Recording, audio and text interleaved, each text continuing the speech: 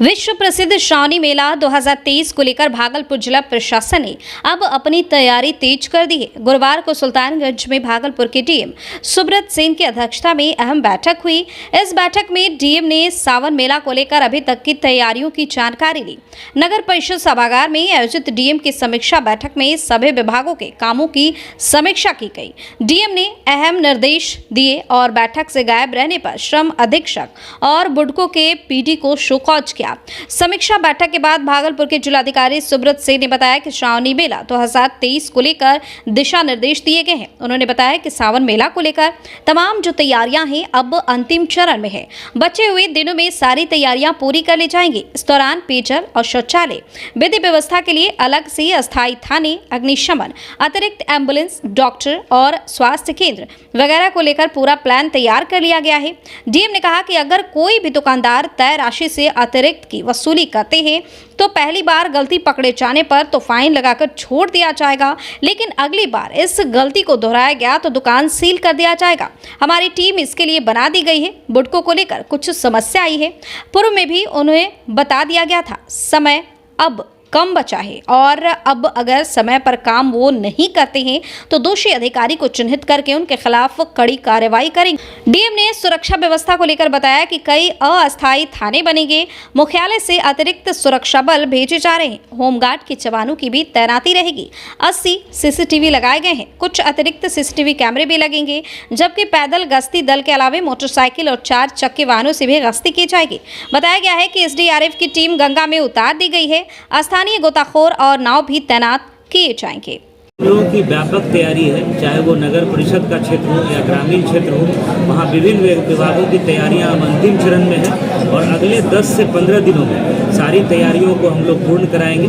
चाहे वो पीएचडी के द्वारा जो पेयजल शौचालय की व्यवस्था होती है, ट्रैफिक को लेकर के जो एक्स्ट्रा डिप्रेशन होता है, या विधि व्यवस्था को लेकर के जो अस्थायी थाने बनते हैं, अग्निशमन, या आप जो स्वास्थ्य विभाग के अतिरिक्त एम्बुलेंस, डॉक्टर और स्वास्थ्य केंद्र की व्यवस्था होती है, तो सारी व्यवस्थाएं, सारा प्लान तैयार कर लिया गया है और बहुत बढ़िया तरीके से 2 महीना तक चलने वाले इस श्रावणी मेले का हम लोग आयोजन कराएंगे और कहीं कोई समस्या नहीं होगी, ऐसा हम लोगों का पूर्ण विश्वास है। ओवररेटेड को लेकर क्या दिशा निर्देश दिए? अतिरिक्त राशि की अगर कोई वसूली करता है, कोई भी दुकानदार करते हैं, तो पहली बात तो उनको हम लोग फाइन लगा करके छोड़ देंगे। अगर ये चीज़ कंटिन्यू रहती है, इस तरह का व्यवहार दुकानदारों का कंटिन्यू रहता है, तो हम लोग उन दुकानों को, उन प्रतिष्ठानों को बंद कराने का भी काम करेंगे। इसके लिए भी टीम्स जो है वो बना दी गई है।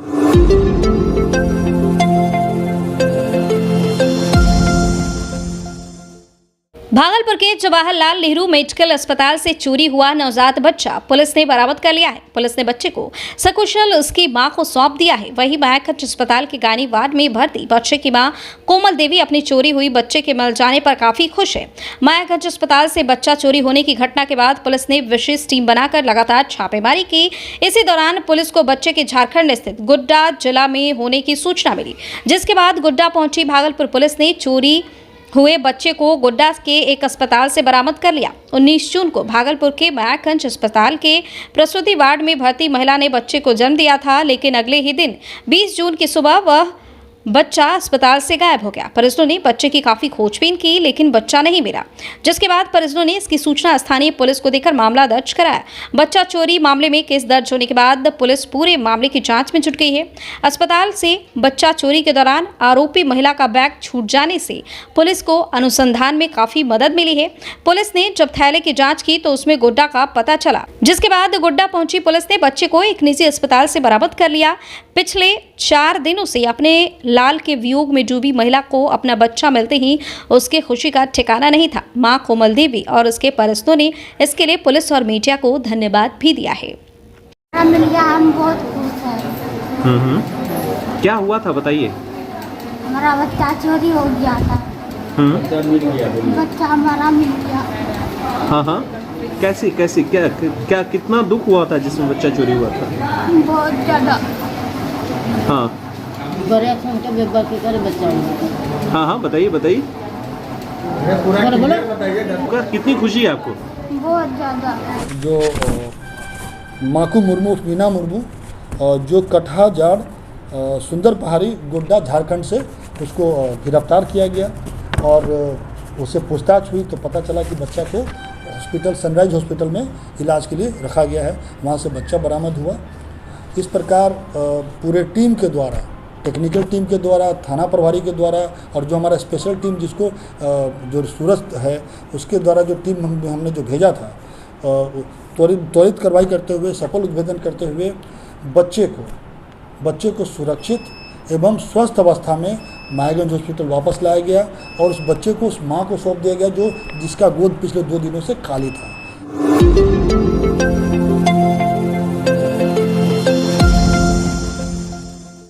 भागलपुर में 2017 में पति की मृत्यु हो जाती है। महिला को 2 बेटी है। वह पति की याद में सदमे में रहती है। तभी नापाक मंसूबे से रिश्ते का ही एक युवक उसे नाटकीय रूप से प्रेम जाल में फंसाता है और बेहोशी की दवा खिलाकर एक रात यौन शोषण कर लेता है। महिला जैसे ही होश में आती है उसे पता चलता है कि मेरा यौन शोषण हो चुका है। फिर क्या था, उससे युवक ने महिला और दोनों बच्चों को जान से मारने की धमकी देनी शुरू कर दी। इस डर से महिला 5 साल तक उसकी इस पीड़ा को सहन करती है। सर पानी से तब ऊपर चला जाता है जब वह युवक 5 साल तक शादी का झांसा देता है और 5 साल के बाद वह किसी और से शादी करने को तैयार हो जाता है। सचमुच यह कोई फिल्मी स्टोरी नहीं, हकीकत है। यह घटना भागलपुर के इसाकशक थाना क्षेत्र का है। भागलपुर के इसाकशक नीलकंठ नगर हवाई अड्डा के पास रहने वाले नरेश सिंह की बेटी अनुराधा के पति की मृत्यु 2017 में हो गई थी। वह 2 बेटी के साथ अपने घर में रहती थी। पति के जाने के बाद से वह सदमे में थी। उसी दौरान नवगछिया के तेलघी खरीक का रहने वाला मनोहर सिंह का बेटा संदीप कुमार, जो रिश्ते में अनुराधा के भाभी का भाई लगता है, उसने अनुराधा को आश्वासन दिलाया कि आप चिंता ना करें, आपकी परेशानी अब मेरी परेशानी है। मैं आपका और दोनों बेटी का ख्याल रखूंगा, जिंदगी भर साथ निभाऊंगा। और धीरे धीरे वह अनुराधा को अपने प्रेम जाल में फंसाना शुरू कर दिया। अब वह उसके घर आना जाना भी शुरू कर दिया और रात में ठहरने भी लगा। तभी एक काली रात ऐसी थी जिस दिन संदीप ने अनुराधा के खाने में कुछ ऐसा मिला दिया जिससे वह अचेत मुद्रा में चली गई। और जब सुबह उठी तो उसे पता चला कि संदीप उसके साथ रात भर शारीरिक संबंध बनाया। जब इस बात को संदीप से उस महिला ने कही तो संदीप ने उस महिला को और बेटी को जान से मारने की धमकी दी।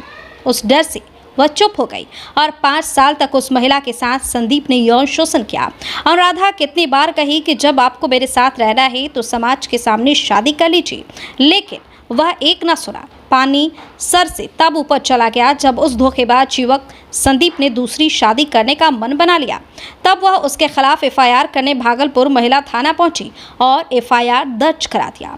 पीड़ित महिला अनुराधा ने बताया कि पहले मुझे सांत्वना दिलाया कि मैं आपकी परेशानी को अपनी परेशानी समझूंगा, फिर मेरा दिल जीता और एक रात मुझे कुछ खिलाकर अचेत मुद्रा में मेरे साथ शारीरिक संबंध बनाया। जब मैं इसका विरोध की तो मुझे और मेरी बेटी को जान से मारने की धमकी देने लगा। तब मैं डर गई और जबरन मेरे साथ 5 साल तक यौन शोषण करता रहा। मैं जब भी शादी के लिए कहती थी तो टाल मटोल कर देता था। अब वह दूसरी शादी करना चाहता है। अब मैं कहाँ जाऊँ और कैसे क्या करूँ? मैं परेशान होकर महिला थाने आई हूँ। मुझे इंसाफ चाहिए और मुझे डर है कि मुझे और मेरी बेटी को संदीप मरवा न डाले। मैं जान माल की गुहार लगाने आई हूँ। वहीं भागलपुर महिला थाना में इसका एफआईआर दर्ज कर लिया गया है। थाना अध्यक्ष रीता कुमारी ने बताया कि इस पर जल्द से जल्द जांच करके दोषियों पर कार्रवाई की जाएगी और लाचार महिला को इंसाफ भी दिलाया जाएगा। अब सवाल ये उठता है कि लाचार महिला कब तक इस तरह भय के साए में जिएगी या फिर उसे इंसाफ कब तक मिलता है? देखने वाली बात यह होगी कि उस दरिंदे युवक को कब तक सजा मिल पाती है। और वो अभी ना जैसे पति पत्नी रहता, मेरे ही घर में रहता था और अभी क्या हुआ कि वो शादी कर रहा है। 19 का तिलक उसका हो गया और 23 का कल शादी है। शादी उसका नहीं होना चाहिए, यही के लिए हम यहाँ पे आए थे। लेकिन सुबह से मेरा एफआईआर हो नहीं रहा था, लगातार प्रयास करते करते तो अभी जाके कंप्लीट हुआ है।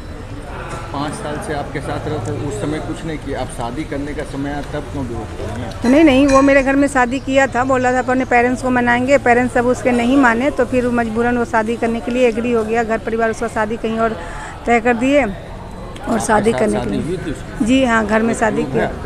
नहीं, शादी घर में किया था। वो प्रूफ डिलीट करके गया मेरे पास से, मोबाइल में फ़ोटो रखे हुआ था। जब बोलता था कि जब ऐसा सिचुएशन आएगा तो तुमको हम अपने मम्मी पापा से एग्री हो जाएंगे, मम्मी पापा, तब शादी फिर से सबके सामने करेंगे।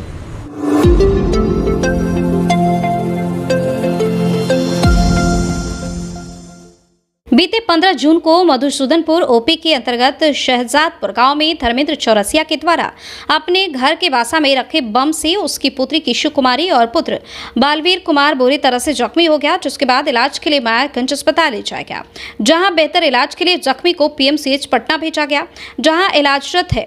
पुलिस को दिग्भ्रमित करने के उद्देश्य से घटनास्थल से छेड़छाड़ एवं साक्ष्य मिटाने की भी कोशिश की गई, जहां बम विस्फोट हुआ था।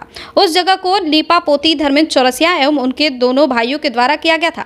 इस संबंध में मधुसूदनपुर ओपी अध्यक्ष महेश कुमार के स्वलिखित आवेदन के आधार पर नाथनगर थाना में विस्फोट पदार्थ अधिनियम 1908 के अंतर्गत कांड दर्ज किया गया है। कांड के उद्भेदन के लिए भागलपुर सीनियर एसपी आनंद कुमार के निर्देश पर पुलिस उपाधीक्षक अजय कुमार के नेतृत्व में एसआईटी टीम का गठन भी किया गया। घटना के बाद से ही घटना के मुख्य आरोपी धर्मेंद्र कुमार चौरसिया फरार चल रहे थे। उक्त गठित टीम के द्वारा कांड के मुख्य आरोपी धर्मेंद्र चौरसिया को पीएमसीएच पटना से विधिवत गिरफ्तार कर लिया गया है। वहीं आरोपी धर्मेंद्र चौरसिया ने घटना में अपनी संलिप्तता पुलिस के सामने स्वीकार कर ली है। वहाँ जो घटना हुआ उसमें धर्मेंद्र चौरसिया की जो बच्चे हैं वो जख्मी हुए थे और जिनको मायागंज अस्पताल में इलाज हेतु भर्ती कराया गया था और बेहतर इलाज के लिए पीएमसीएच में रेफर कर दिया गया था। और चूँकि परिजनों के द्वारा उस घटनास्थल को साफ़ सुथरा कर दिया गया था, वहाँ पे जो ब्लड के स्टेन्स थे या जो बारूद था या जो भी चीज़ें थी वहाँ उसको साफ़ सुथरा किया गया, साक्ष्य को छुपाने की और घटनास्थल को नष्ट करने की कोशिश की गई। इसी संदेह के आधार पे उसके पिता जो है धर्मेंद्र चौरसिया और उनके दो भाई हैं, उन लोगों पे केस दर्ज किया गया था और घटना के दिन से ही तीनों भाई फरार हैं। उस पर लगातार पुलिस छापेमारी कर रही थी यहाँ आसपास के ज़िलों में और चूँकि वो मायागंज ये पीएमसीएच में उसको भर्ती कराया गया था तो वहाँ भी हमारी एक टीम लगातार पिछले एक हफ्ता से घात लगाई हुई थी। जैसे ही वो धर्मेंद्र वहाँ पे आया उसको पुलिस ने दबोच लिया और उसको पुलिस यहाँ पे ले आई है, उसे पूछताछ चल रहा है और भी जो भी कुछ सामने आएगा उसको बताया जाएगा। बम सर क्या है, वही बना रहा था बम या सारी पूछताछ चल रही है, जस्ट आया है, पटना से लाया गया है, पूछताछ चल रही है और जो भी कुछ तथ्य सामने आएगा उसको फिर से अपडेट किया जाएगा।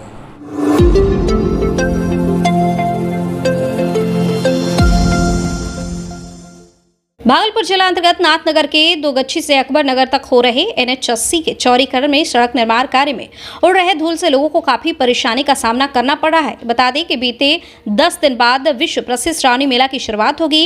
इस सड़क से होकर लाखों की संख्या में कांवर लेकर श्रद्धालु सुल्तानगंज घाट पहुंचते हैं और फिर वहां से गंगा स्नान कर कांवर में जल भर कर देवघर के लिए प्रस्थान करते हैं। स्थानीय लोगों के साथ साथ राहगीरों को इस सड़क से आवाजाही करने में काफी परेशानी का सामना करना पड़ता है। लोगों का कहना है कि नहीं संबंधित एजेंसी ध्यान दे रही है और न ही जिला प्रशासन। लोगों को इस उड़ रही धूल से कई तरह की बीमारियां भी हो रही हैं। स्थानीय सतीश कुमार, गौतम कुमार, गोलू यादव ने बताया कि एजेंसी के द्वारा सड़क निर्माण कार्य में पानी का छिड़काव नहीं किया जा रहा, जिससे स्थानीय लोगों को काफी परेशानी हो रही है। दुकानदारों को भी इससे काफी परेशानी हो रही है। आए दिन इस सड़क में जाम की स्थिति उत्पन्न हो जाती है। बीते दिन पूर्व भागलपुर के सांसद अजय मंडल भी इस जाम में करीब 2 घंटे तक फंसे रहे। मेरा गांव दोगच्छी है, इतना गर्दा उड़ता है, एक बार भी पानी कंपनी वाला नहीं छिटता है और पिछड़ा गांव है, इतना परेशान होता है, बीमारी दिन प्रतिदिन बढ़ रहा है। इस पर कोई प्रशासन ध्यान नहीं दिया जाता है और कंपनी वाला भी ध्यान नहीं दिया जाता है।